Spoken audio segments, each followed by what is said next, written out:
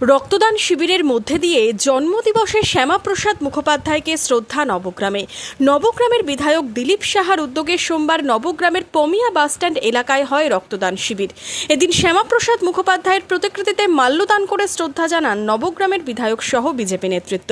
ভারতবর্ষ তথা পশ্চিমবঙ্গর যে সৃষ্টিকর্তা শ্যামাপ্রসাদ মুখার্জির যে জন্ম জয়ন্তী 125 বছর, তো আমরা যে পশ্চিমবঙ্গ যেখানে আমরা বাস করছি তার প্রতিষ্ঠাতা যে আমাদের ডক্টর শ্যামাপ্রসাদ মুখার্জির, তার জন্ম জয়ন্তীতে আজকে যে আমাদের কর্মসূচি ছিল তাকে মাল্যদান করিয়ে একটা রক্তদান জীবনদান সেই কর্মসূচির মধ্য দিয়ে আজকে আমরা এই সারাটা দিন যে আমাদের পশ্চিমবঙ্গ সরকার যে ছুটি ঘোষণা করেছেন, এই শ্যামাপ্রসাদ মুখার্জির জাতীয় ছুটি, পশ্চিমবঙ্গের একটা কর্মদিবস, এই শ্যামাপ্রসাদ মুখার্জির যে জন্ম জয়ন্তী উপলক্ষে, সেই উপলক্ষেই আজকে কিন্তু আমরা আজকে আমাদের এই বিধানসভায় সমস্ত মানুষ জনের উপস্থিতিতে একটা বিরাট কর্মযজ্ঞ আমরা রূপায়ণ করলাম।